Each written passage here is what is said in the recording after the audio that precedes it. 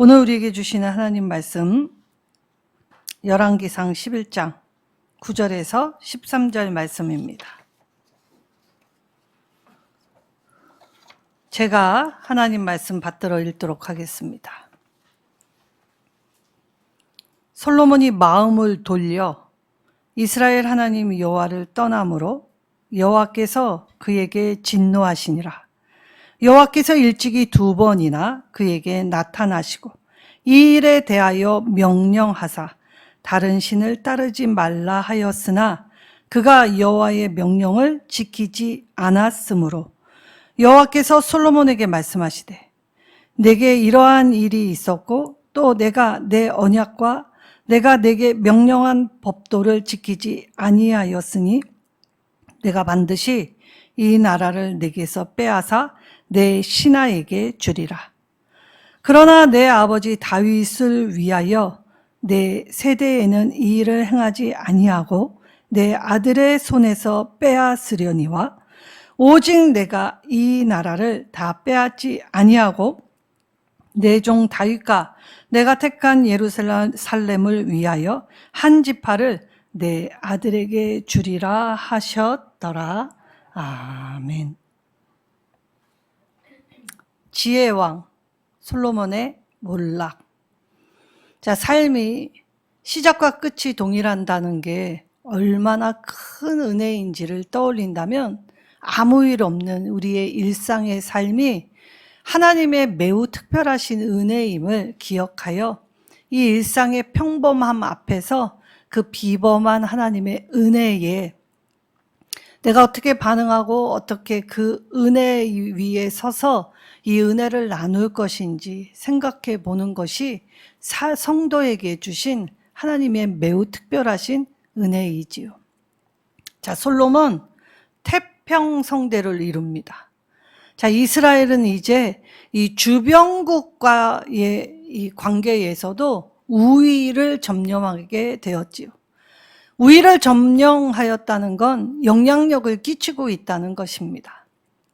그리고 이 유례 없는 이 지경의 넓힘도 맛보게 되었습니다. 이때 이 솔로몬의 태평성대가 이스라엘 안에 머무른 것이 아니라 그의 명성이 온 세계에 떨치고 있는 중입니다.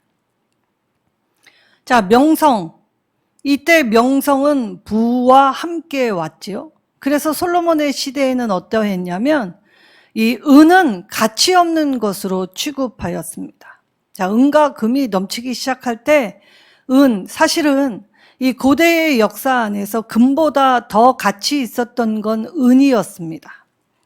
근데 이 은이 너무나 이 흔해 빠져서 이 하찮게 될 때 은은 가치 없는 것이 될 정도로 이 부귀와 명성 태평성대가 이 삼각형을 이루어서 이 보장되었을 때 이때의 넉넉함을 가지고 한 일은 하나님을 배교하는 일, 하나님께 돌아서는 일이었다라는 것이죠. 자, 돌아섰던 이유가 부족하여서가 아니라 너무 차고 넘쳐서였다는 것입니다.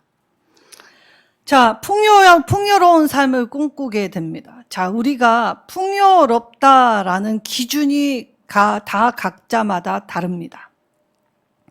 이때에 이 사람들이 얼마만큼 가져야 만족할 것인가 라고 설문조사를 할 때 이 노년을 위해서는 적어도 이 5억에서 7억 정도를 가지고 있어야 풍요로운 노년이 될 것이라고 이야기들을 합니다.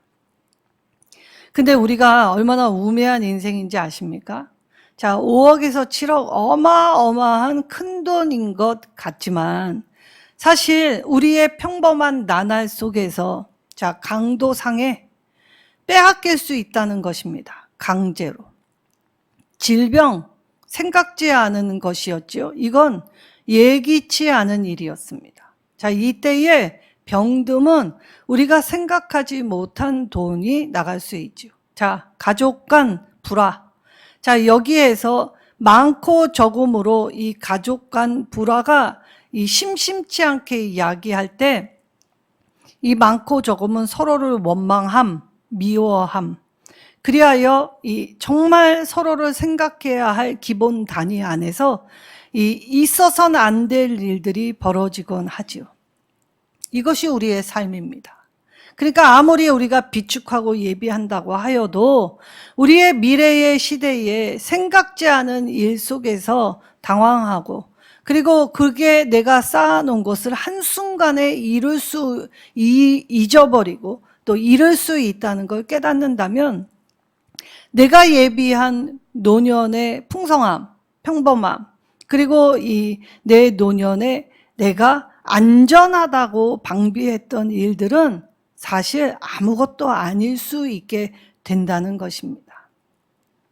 자, 솔로몬이 이처럼 구하지 않은 명성과 부는 하나님이 이 백성을 잘 다스리기 위하여 이 하나님 앞에 옳은 마음, 바른 마음, 그리고 듣는 마음으로 구하였기 때문에 하나님이 이것은 솔로몬에게 저절로 이루어 주셨지요.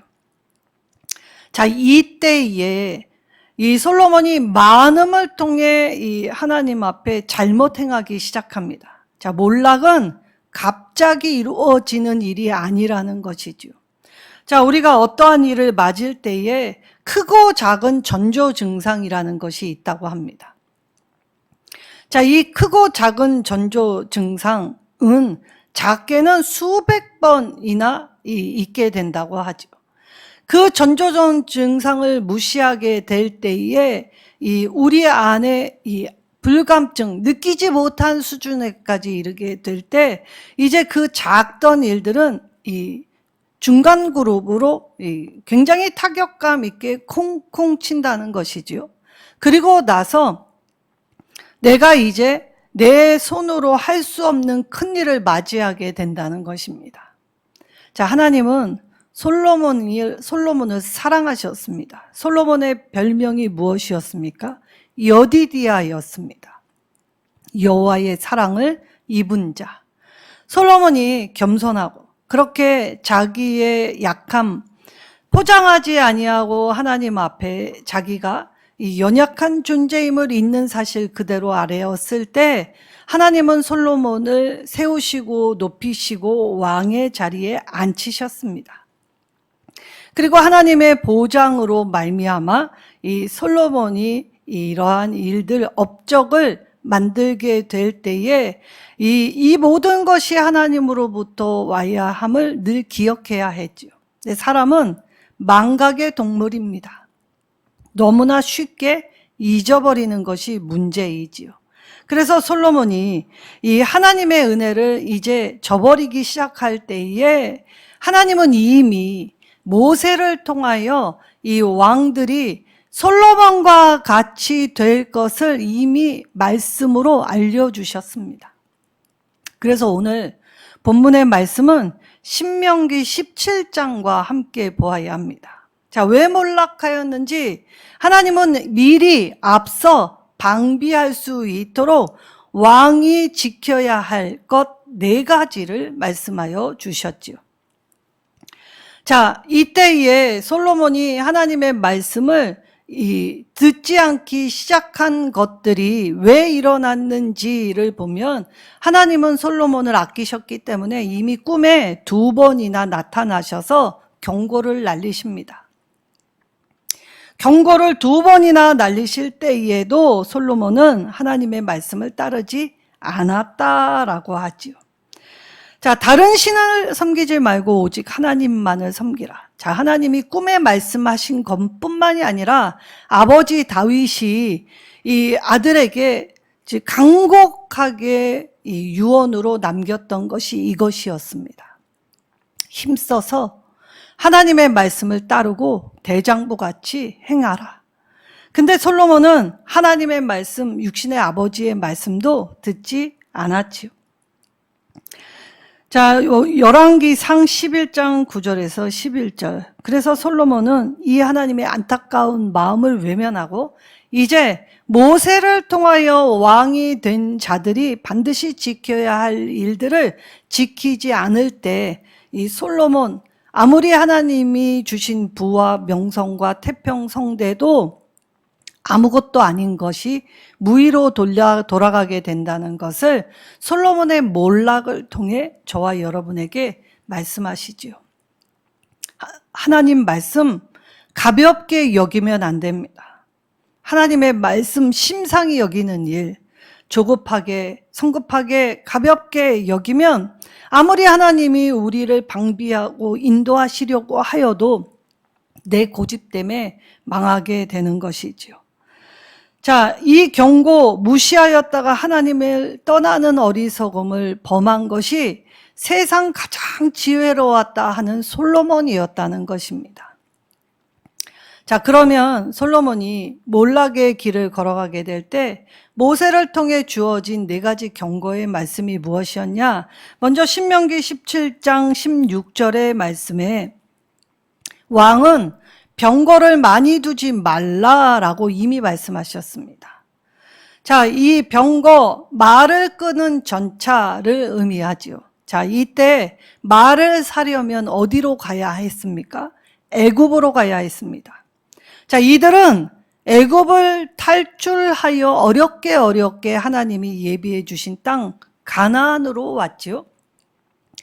그런데 이 애굽으로 다시 돌아가는 일, 하나님은 이것을 하지 말라고 했는데 하나님이 주신 은혜 위에서 했던 건 옛 습관 그리고 세상 방식으로 다시 돌아갔다는 것입니다. 애굽, 말을 살려면 애굽으로 가서, 자, 그 당시에 애굽이 어떠하였느냐? 애굽이 구축하고 이 방비하였던 것은, 탁월한 것은 바로 이 말과 전차, 즉 군대를 양성하고 군대의 조직 개편이 세상 어떤 나라보다도 탁월했다는 것입니다. 자, 그 말을 많이 두지 말라라는 건 군사력을 방비하지 말라였던 것이지요. 자, 이때에 솔로몬의 태평성대 안에서 솔로몬이 말을 많이 두었기 때문에 이 우위를 선점할 수 있었습니까?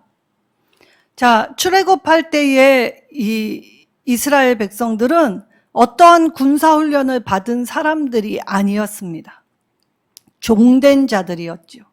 그러니 이들이 출애굽할 때에 말은 고사하고 이 군사훈련 받지 못한 상태, 억눌린 상태, 그리고 핍박당하는 종된 상태로 나왔는데 출애굽 자체가 어쩌면 하나님이 베푸신 아주 특별한 기적이었다는 사실입니다. 근데 이때 하나님이 이 출애굽할 때에 하나님의 백성을 뭐라고 지칭하시냐면 군대라는 표현을 합니다.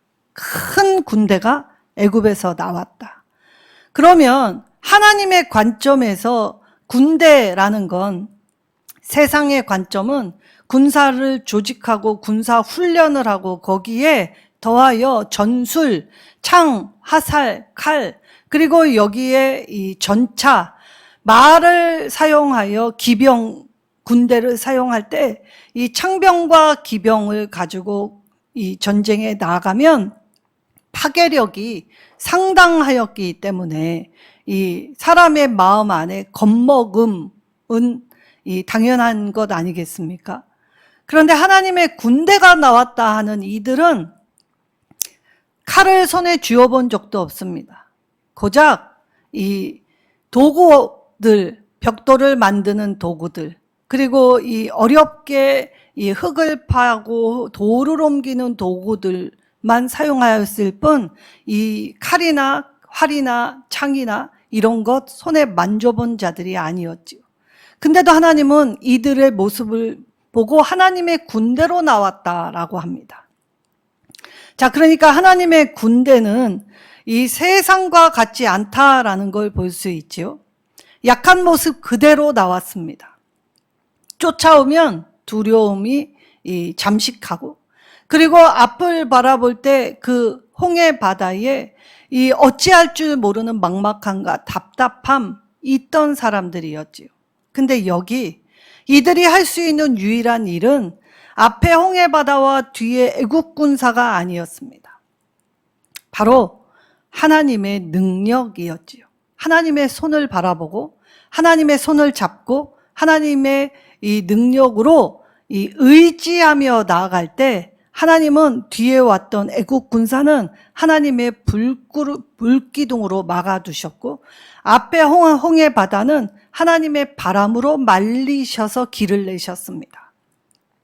그러니까 세상 방식이 아닌 하나님을 의지하는 방식으로 나아갈 때 하나님의 군대는 하나님을 의지하는 것을 의미하였다는 것이죠. 그러니까 왕은 백성을 다스리기 위하여 애굽 세상의 방식으로 돌아가는 것이 아니라 새로운 방식, 하나님을 의지하는 방식, 즉 이 특별하신 은혜를 떠올리고 기억하여 하나님께 나와 하나님께 묻고 하나님을 의지하고 하나님께 맡길 때 이들이 이 주변국 안에서 하나님의 군대로 매우 특별한 은혜 받은 군대로 서게 하셨다는 것이죠. 근데 솔로몬은 이때에 하나님 주시는 부귀와 명성을 가지고 무엇을 했냐? 이 애굽에서 말을 사가지고 들어옵니다. 자, 역대하 9장 25절에 보면 솔로몬이 이 말을 얼마나 많이 사왔냐면 이 말을 병거 매는 말 외양간을 이스라엘 안에 4,000개나 지었다고 하죠. 어마어마하게 사들여왔다는 것입니다. 그리고 12,000명의 마병을 세우기 시작합니다. 그래서 솔로몬이 열왕기상 9장 19절에 병거성과 마병성을 구축하기 시작하였지요. 따로 관리하였다는 말입니다. 비싸게 사들여 왔으니 얼마나 가치 있었겠습니까? 그러니까 좋은 건 먹이고, 그러니까 사람이 이 도구로 활용하는 것이 아니라 이 도구를 사람이 이 귀한 것으로 여겨 사람보다 더 중요한 존재로 여겼다는 것입니다. 하나님이 주신 것을 가지고 은혜를 저버릴 때에 이 헛된 것을 사람의 영혼보다 더 중요하게 여기게 될 때에 사람의 힘과 능력을 어떻게 착취하기 시작합니까? 바로 애굽 왕보다 더하게 착취하기 시작합니다. 하나님의 은혜를 받은 자들은 이렇게 살아선 안 되는 것이었는데 오히려 애굽 왕보다 더한 모습으로 나아갔지요. 자, 지혜의 왕 솔로몬의 이면에 담긴 건 폭군이었습니다. 자, 우리는 성경을 통해 솔로몬이 굉장히 지혜로웠다라고 하지만 역사적인 솔로몬의 업적을 보면 굉장한 폭군, 억눌리고 또 백성의 고요를 짜기 시작한 왕으로 이 악명을 떨친 왕이 또한 솔로몬이었습니다. 자, 솔로몬이 하나님의 전을 지을 때 7년 반, 그리고 자신의 왕궁을 지을 때 이 13년, 그러니까 자기가 등극해서 왕이 되는 모든 시간 동안 세금 걷어들이고, 그리고 세금 없는 가난한 백성들은 이 노역에 참여하여 노역을 부과함으로써 정말 너무너무 어려운 삶, 하나님 백성의 삶으로 살아가는 게 아니라 짓눌러서 짜서 힘겹게 만든 삶을 살았다는 것입니다. 결국 솔로몬은 하나님을 의지하는 삶이 아니라 오히려 군사력을 기름으로써 자기의 왕권 강화, 자기 이름 높이는 일에 전력 질주했다는 것이죠. 그래서 하나님은 이미 아셨습니다. 인간 왕들이 하는 일들이 모두 다 똑같음을 아셨기 때문에 모세를 통하여 이러한 일 주의해야 한다라고 말씀하셨지요. 그리고 두 번째, 이 신명기 17장 17절에는 아내를 많이 두지 말라라고 합니다. 근데 열왕기상 11장 3절에 솔로몬이 둔 아내들의 명단을 보면 후궁이 700명, 첩이 300명이었다고 하지요. 1000명의 처첩을 두었습니다. 그리고 나서 이 왕비도 있었겠지요.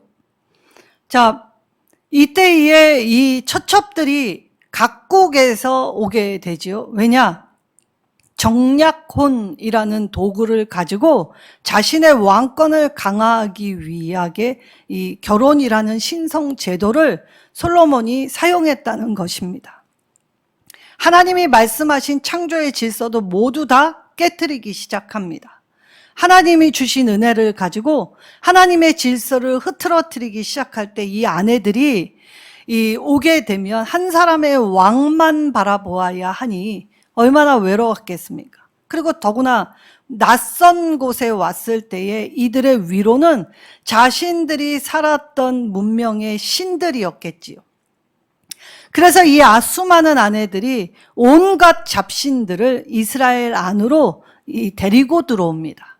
자, 암몬, 밀몬, 이 그모스, 이 잡신들이 이 온통 이스라엘 땅을 더럽히기 시작하였지요. 많은 아내는 그리고 솔로몬의 마음마저도 미혹해 만들기 시작합니다. 우리의 귀가 얼마나 가벼운지 우리 왕의 마음을 미혹해서 우상들을 섬기게 결국 만들어 버렸지요.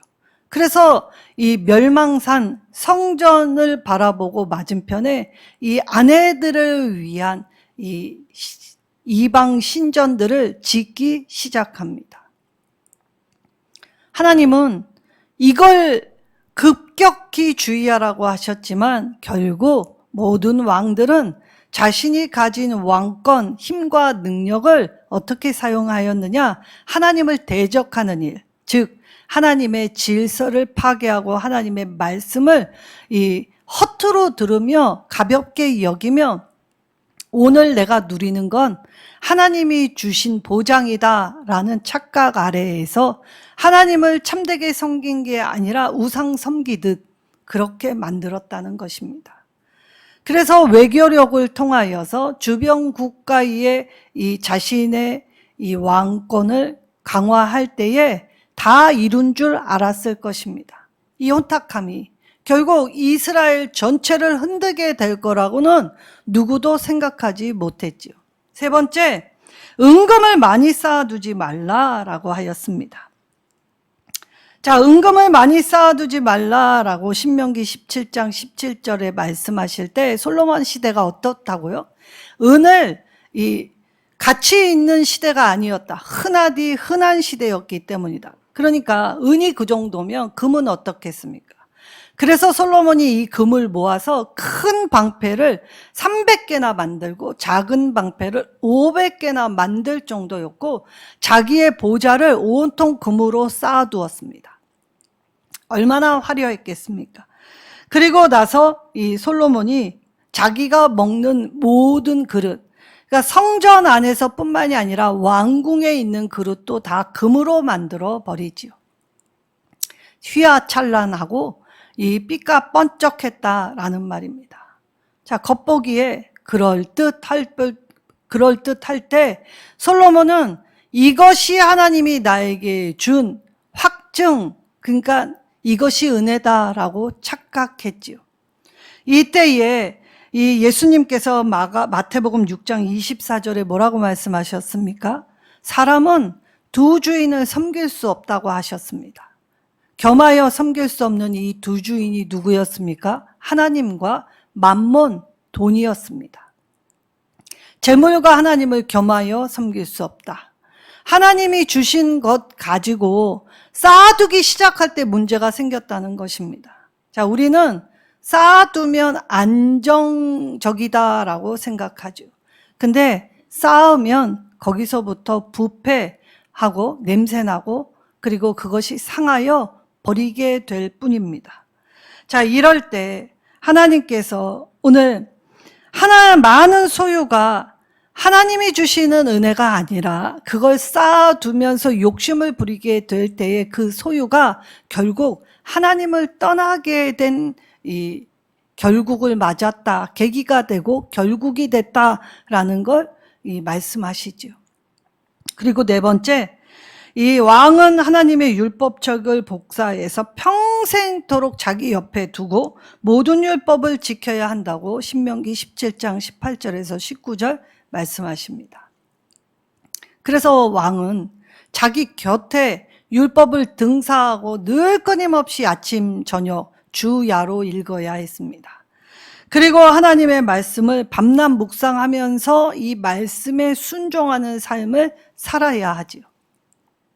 자, 그러면 왜 이렇게 밤낮 묵상하라라고 하셨을까? 사실 우리가 우리의 삶을 돌아보면 하나님의 말씀 듣는 시간이 우리의 24시간 중 얼마나 차지하고 있습니까? 사실 많은 시간은 세상 소리에 귀 기울이게 됩니다.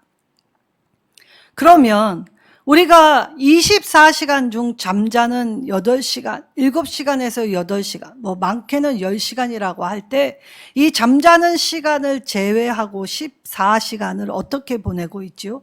먹는 시간 제외하고, 뭐 씻는 시간, 그리고 우리가 이 화장실에서 지내는 시간, 그러니까 우리의 일상에서 우리의 기본적인 생활을 제외하고 많은 시간, 뭐 일을 할 때에도 사실 하나님의 말씀을 듣는 것이 아니라 세상의 소리에 귀를 기울이고 있죠.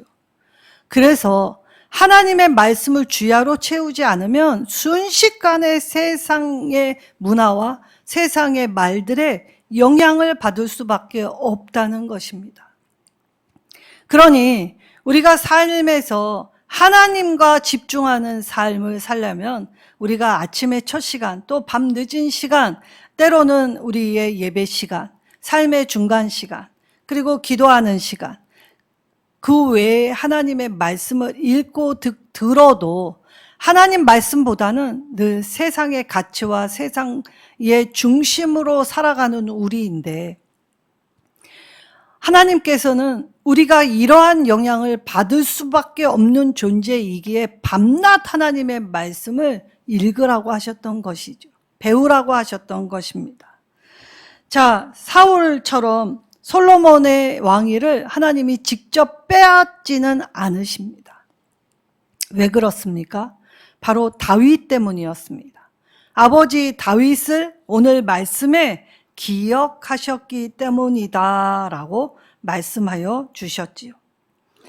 이때에 오늘 아버지 다윗은 죽고 없는데 오늘 하나님이 솔로몬의 잘못 안에서 아버지가 행했던 일들과 아버지에게 주었던 약속 때문에 솔로몬에게는 사울과 같이 아주 빼앗지는 않겠다라고 말씀하셨던 것입니다.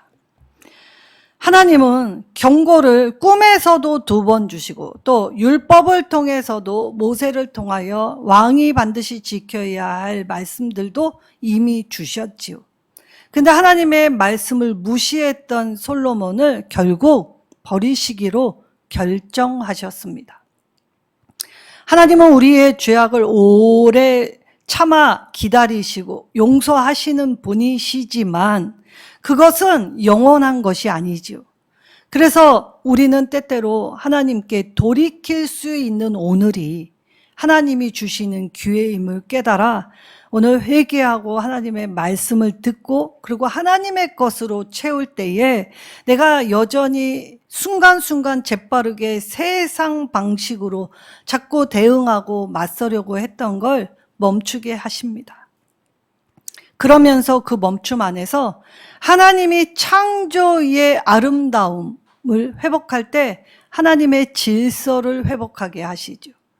하나님의 질서를 따라 행하게 될 때 우리도 똑같이 행할 수 있었습니다. 근데 말씀 듣고 기도하면서 내가 조금 양보하고 내가 손해보는 방식을 택하는 이유는 바로 이 하나님의 아름다움을 참여하는 길이었기 때문이지요.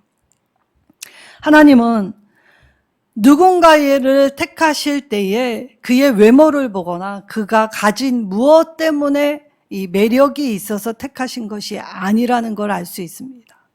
누구보다 약하여서, 누구보다 미련하여서, 누구보다 어리석어서 택하여 주셨지요. 그리고 그 택하심 앞에 하나님은 후회하시진 않으십니다. 그러나 하나님의 후회를 멋대로 여겨서 내 맘대로 살게 되면 하나님은 버리시기로도 결정하신다는 것입니다. 자, 이때 이 하나님이 다 빼앗지 않고 나라를 둘로 나누겠다라고 말씀하실 때 한 지파와 다른 지파, 유다와 베냐민만 이 솔로몬의 다음 세대를 잇는 아들에게 주시고 나머지 10지파는 다른 사람에게 주겠다라고 하시죠. 자, 우리는 열왕기서를 살펴보면서 하나님이 세우시는 왕들이 있었습니다. 자, 이때의 왕들은 다 하나님의 부르심 앞에 택하심을 받았지요. 그러나 이 택하심을 받은 왕들의 결국이 오늘 솔로몬의 말로와 다 똑같았다는 것을 알 수 있습니다. 그렇다는 건 왜 그렇습니까? 우리는 여전히 세상에 살고 세상의 방식에 쉽게 물들어 있기 때문에 하나님의 말씀의 방식으로 살아가는 게 오히려 더 힘들 수 있지요. 근데 하나님은 늘 우리를 깨우치시고 말씀하시며 그래서 하나님의 영으로 우리를 충만하게 하실 때에 우리의 삶의 모습을 통하여서 그 상황도 움직이시고 우리의 마음도 움직이시고 또 때로는 말과 생각을 통하여서도 하나님의 뜻을 알게 하여 주십니다. 그렇다면 오늘 저와 여러분이 이 말씀을 가지고 왕된 자로서 주의 왕된 자녀로 부름받았을 때 오늘 솔로몬과 같이 하나님이 저와 여러분에게 지적하실 때 잘못을 경고로 들려주실 때 순종하고 계십니까?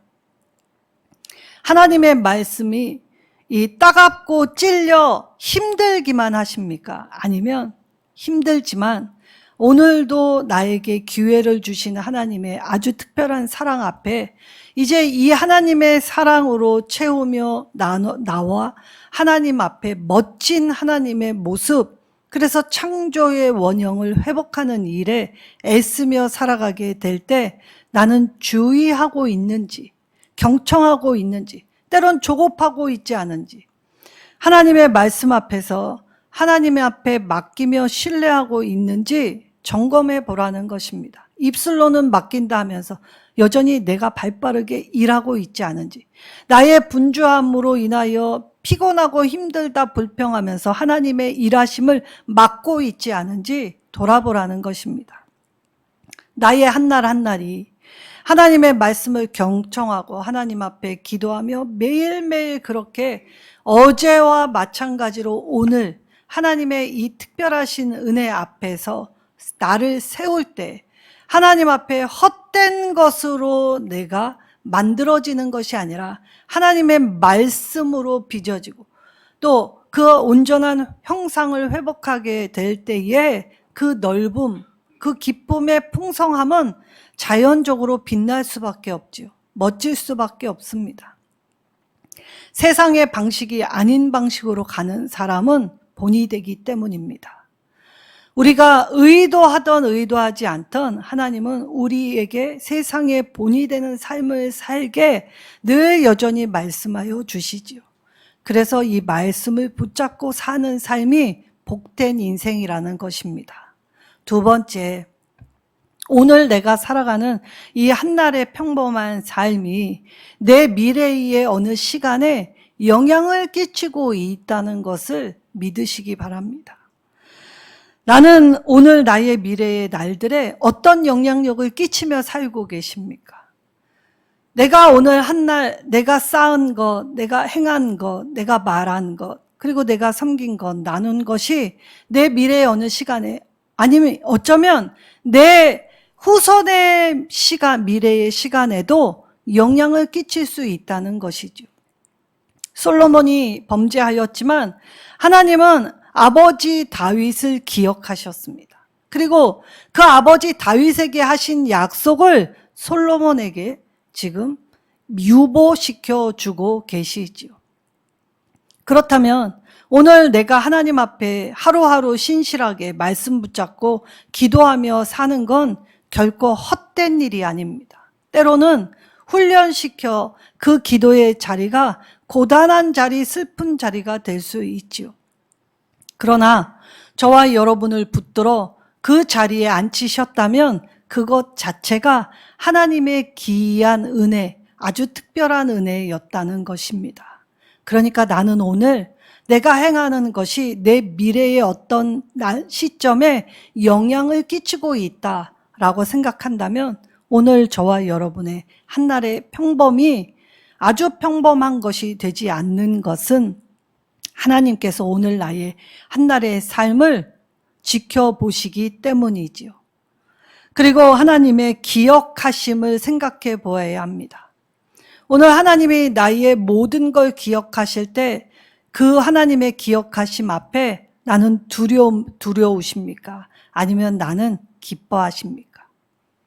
나를 기뻐하신 하나님 앞에 나를 세우는지, 하나님 앞에 징계와 이 몰락 앞에 하나님의 행하실 심판이 두려울 것인지 오늘 나의 한날의 삶에 또 결정된다는 것이지요.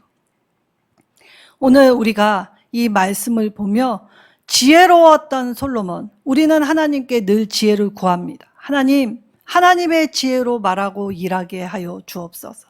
그러나 지혜를 구하여 행한 솔로몬이 무엇을 해서 몰락을 행하였는가를 살펴볼 때 하나님이 주신 넘치는 풍부함 가지고 하나님 앞에 배교한 길을 걷게 되었다면 오늘 여전히 부족한 것조차도 하나님의 은혜일 수 있다는 것입니다. 부족하기 때문에 하나님의 은혜로 채우겠습니다. 내가 하나님의 것으로 채울 때 내 것이 아님을 절실하게 깨닫는다면 쌓아두지 않고 나누겠습니다. 그래서 하나님 앞에 나눌 수 있는 자로 세워지게 될 때 오늘 우리의 시작과 끝의 주인이신 하나님께서 우리의 삶의 역사를 이끌어 가실 때 하나님의 영원에 잇댈 수 있게 하나님이 우리를 기억하시고 반드시 우리와 함께 하시며 우리와 동행하여 주신다고 약속해 주셨습니다. 하나님의 약속은 어제나 오늘이나 동일하지요. 변치 아니하십니다. 그렇다면 이 약속 붙잡고 오늘 한날 나의 평범을 하나님께 드릴 때 이 특별한 은혜로 감격하고 기뻐하셔서 하나님의 기억하심 앞에 나를 세우는 저와 여러분 되시기를 예수님의 이름으로 축원합니다.